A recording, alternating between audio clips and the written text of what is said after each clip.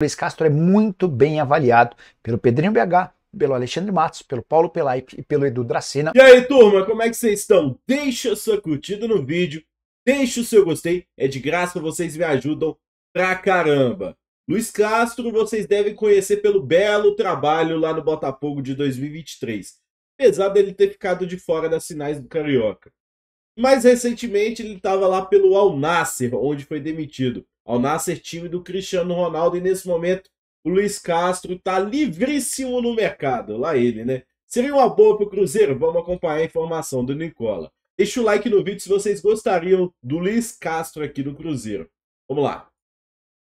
Bora falar agora sobre Luiz Castro. A principal notícia dessa terça-feira é de que o técnico português, que fez enorme sucesso pelo Botafogo e já foi desejado por vários clubes brasileiros, está desempregado.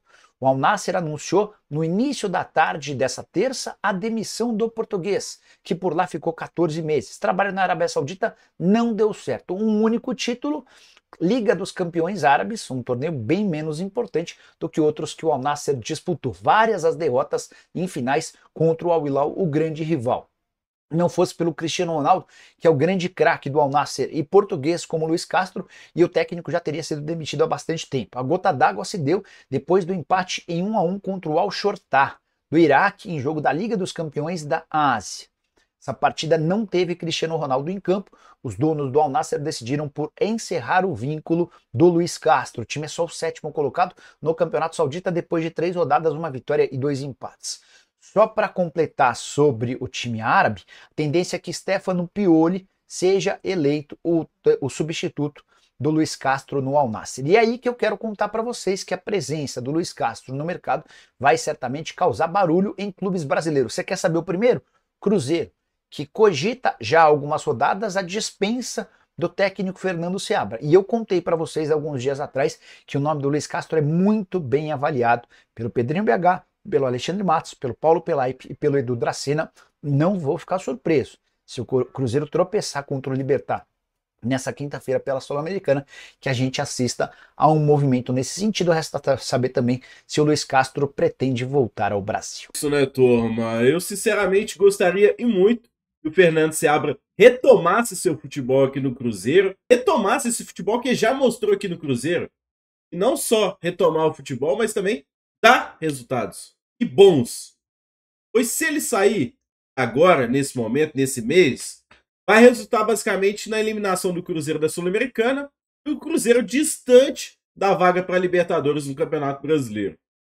Eu, na minha opinião, se for para pensar em Luiz Castro ou outro treinador, só para 2025. Mas aqui, se estiver dando tudo errado, o Cruzeiro perde vergonhosamente agora nesse primeiro jogo lá no Paraguai. Sinceramente, velho, que o Seabra se lasque. Pega suas malas, pois estagiário não serve pro Cruzeiro. Eu sei muito bem que lá no Cruzeiro existem pessoas cabíveis para tratar desse assunto, com inteligência, que possam tomar a decisão melhor possível. O problema é que eu acho que essa decisão possa ser tomada tarde demais. E não só o fim de 2024, mas também todo o ano de 2025 do Cruzeiro ser prejudicado por essa decisão de não demitir ou demitir o Seabra. A Betfair, parceira do Cruzeiro e do CDD, te dá um bônus de boas-vindas de até R$600, além de aposta grátis no final de semana e várias super cotações. Se for para apostar, aposte na empresa que coloca dinheiro no Cruzeiro. Clique agora no link do comentário fixado e faça já sua aposta. Ah, mas eu não lembro como é que jogava o Botafogo do Luiz Castro. Nada melhor que a gente reagir, assistir ao trabalho do Gabriel Corrêa, lá do canal Fútil. Inclusive tá aqui no link dos cards, avaliando o futebol do Botafogo do Luiz Castro. Se bobear, o melhor Botafogo que a gente já viu na história, viu?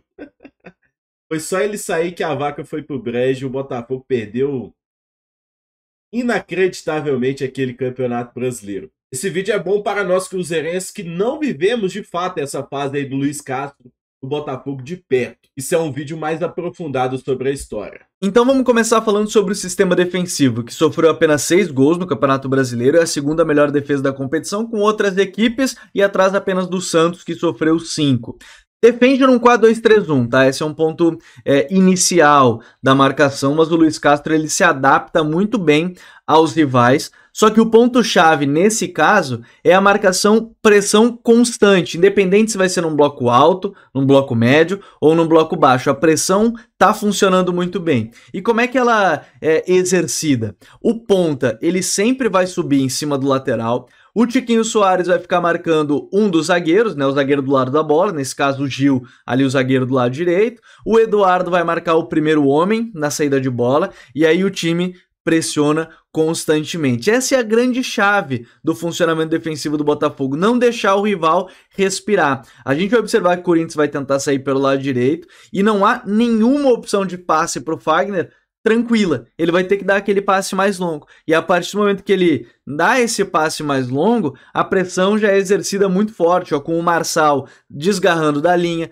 pressionando o atacante adversário e então recuperando a bola para já iniciar um contra-ataque que a gente vai falar daqui a pouquinho. Contra o Fluminense a lógica foi diferente, a gente já falou algumas vezes aqui no canal que o Fluminense gosta de somar jogadores no setor da bola, algo diferente do Corinthians, por exemplo, que a gente viu agora há pouco. Então, o time subia bem mais a pressão, com 5, às vezes 6 jogadores, e o encaixe dessa marcação era um pouquinho diferente do que foi contra o Corinthians. Você tinha quebrando primeiro o passe do Fábio, né, que já não é um goleiro que tem grande capacidade de passar, mas o time do Fluminense se posiciona bem para que isso aconteça, subia essa pressão e o grande trunfo no caso do jogo contra o Fluminense era igualar numericamente no setor da bola. Então não era nem só subir a pressão muito forte e quebrar as linhas de passe, era igualar mesmo numericamente, às vezes até superar. Nesse caso você tem 5 jogadores de linha contra 4 de linha do Fluminense mais o goleiro, então você consegue subir muito bem essa pressão, e mesmo que o Fluminense tenha essa boa qualidade, ó, do passe mais longo às costas da defesa, vejam como já está bem encaixada essa marcação e impede o adversário de sair jogando naquele lado da bola. E aí é importante sempre, pelo menos o jogador do lado oposto, tá bem atento para qualquer tipo de virada de bola, virada de passe. Então o time acaba subindo muito bem a pressão dessa forma. O encaixe ele se torna muito mais individual. O Tiquinho Soares, ele geralmente vai fechar o passe de retorno para o goleiro, né? Isso é muito importante, porque o time já vai estar atacando, não vai conseguir recuar, porque o Tiquinho Soares já vai estar marcando aquela zona ali. E aí o Fluminense vai tentar sair jogando mais uma vez com muita gente no setor da bola e ele fica sem opção de passe, com um jogador de novo do lado oposto sendo o jogador indicado a seja subir a pressão, cuidar o passe às suas costas. Então, claro que tem o cobertor curto de se o time conseguir virar rápido, mas é muito difícil porque você é muito pressionado. Nesse caso, você tem 5 jogadores contra 6 do Fluminense, está quase igualdade numérica, mas fechando muito bem a linha de passe, você não dá chance para o Fluminense e aí recupera e tenta atacar o mais rápido possível ou pelo menos manter a posse de bola. E é a partir daqui que a gente vai falar um pouquinho mais sobre esses ataques e as finalizações do Botafogo. Nessa marcação-pressão, o Gabriel Pires tem sido um jogador muito importante. A leitura dele para fechar a linha de passe, para desarmar, para ganhar a segunda bola tem sido muito boa.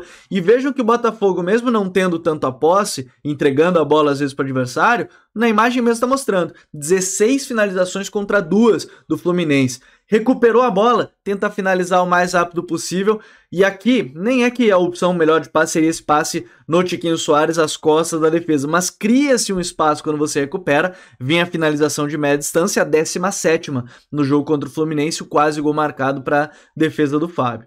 Nesse caso, a equipe do Botafogo, ela recupera a bola, e quando recupera, né, num corte, seja dos zagueiros, do Gabriel Pires, dos volantes, quando recupera, já tenta inverter para o lado oposto. Por quê? Porque geralmente o adversário vai ter mais jogadores ali próximo do setor da bola, inverte para o lado oposto, que aí você tem uma chance maior de ter uma jogada de 1 contra 1, né? Porque o Botafogo utiliza muitos pontas para isso, Júnior Santos, Luiz Henrique, né? o Sal, eles jogadores de lado de campo para buscar essa vitória pessoal na transição. E essa transição mostra uma faceta muito importante do Botafogo, que são os ataques rápidos. Ataques não só da transição ofensiva quando você recupera, e aqui defendendo o 4-1-4-1 já num bloco mais baixo, mas também de atacar rapidamente quando recupera a posse. Aqui vem a construção com o Tietê, ele é marcado por 3 jogadores da equipe do Corinthians, e ele vai muito bem. Aqui é importante destacar que o Tietê consegue sair muito bem da pressão, e aí a gente vai falar desse ataque mais rápido, tá? Toca e aparece no espaço. Vejam quantos passes para chegar nas costas da marcação adversária. Tietê, 1 passe. Aí você tem o Marçal, 2, do ponta para o Tietê, 3, e aí você tem uma situação de 4 contra 2. Com poucos passes, sob pressão, chega no gol adversário, aí tem o 4º passe para o Segovia, que só devolve para a finalização ali do Eduardo dentro da área. 5 passes e você já chegou no gol adversário depois de uma recuperação. Ataques extremamente rápidos que não são só uma transição. Contra o Atlético Paranaense isso aconteceu. O time vai construir desde trás. O Adrielson, que nem é o principal passador, como dos zagueiros, ele já tem essa leitura, né, de passe mais adiante sob pressão, passe longo, pivôzinho ali mais rápido do Sauer. O Tietê, ele sai da marcação, sai muito bem na marcação e com a perna esquerda, que não é a dominante, mas dá para dizer que o Tietê é um pouco mais ambidestro, ele consegue achar o Tiquinho Soares aberto pelo lado esquerdo, livre nessa movimentação, e aí o Tiquinho vai fazer a condução, vai levar a bola, passe, chega com muitos jogadores na área adversária, com 5 atletas, tem a finalização e o gol marcado. Então, é um ataque muito rápido, sempre com muitos jogadores na área adversária. Vejam como é intenso esse time do Botafogo e isso tem funcionado muito bem ao longo do Campeonato Brasileiro. Por outro lado, a gente tem que falar das bolas paradas também, que tem 2 variações. Quando o cobrador ele está com o pé invertido, um canhoto pelo lado direito, um destro pelo lado esquerdo, cobranças predominantemente fechadas. Nesse caso, o Marçal vai fazer o cruzamento e sempre com os jogadores fora da pequena área. Sempre, tá? A gente não vai ter jogador do Botafogo dentro da pequena área até o momento do cruzamento. Então, o time do Botafogo coloca ali Adrielson, Tiquinho Soares, Júnior Santos, Vitor Cuesta, todo mundo mais próximo da segunda trave, inclusive, né, nesse movimento da segunda trave. E aí o cruzamento vai vir sempre fechado. Aí sim muita gente entra dentro da área. E vejam que aqui você tem 4 jogadores do Botafogo na segunda trave. Superioridade numérica para cima do Corinthians nesse lance. A impulsão do Cuesta, cabeçada e aí o gol no rebote, né, marcado pelo Tiquinho Soares. Mais uma vez, agora contra o Fluminense. Cruzamento do lado direito, cobrança fechada. O Vitor Cuesta e o Tiquinho Soares são os últimos jogadores buscando a segunda trave, inclusive eles que participam desse gol. Cruzamento fechado, aí sim, muitos jogadores dentro da área, ganha na imposição física e aí faz o gol. Porque a outra variação, aí sim, cobrador ao pé natural, né, o destro pela direita, o canhoto pela esquerda, vai ter esse cruzamento mais aberto, mesmo assim buscando a segunda trave e a imposição dos seus jogadores, né? O Cuesta vai muito bem no jogo aéreo, consegue chegando na área e muito bem nessa bola ofensiva. O lance do gol é quase que uma repetição, né? A bola vai parar na segunda trave e qualquer espaço que você deixe ali para o Tiquinho Soares, ele vai dominar e vai conseguir finalizar com muita qualidade, fazer o gol, sempre esperando ali na segunda trave. Pelo lado esquerdo também, né? Cruzamento mais aberto, jogadores infiltrando dentro da área ou até mesmo esperando esse cruzamento mesmo mais aberto para tentar a cabeçada, a finalização, às vezes em 2 toques. O time varia muito nesse sentido de bola parada, que é bem interessante perceber como um dos pilares da equipe do Botafogo. Deixa eu te perguntar uma coisa, você gostaria de viver de YouTube, fazer seu próprio horário, trabalhar de onde você quiser e principalmente gerar muita receita? Pois é, hoje é a sua chance.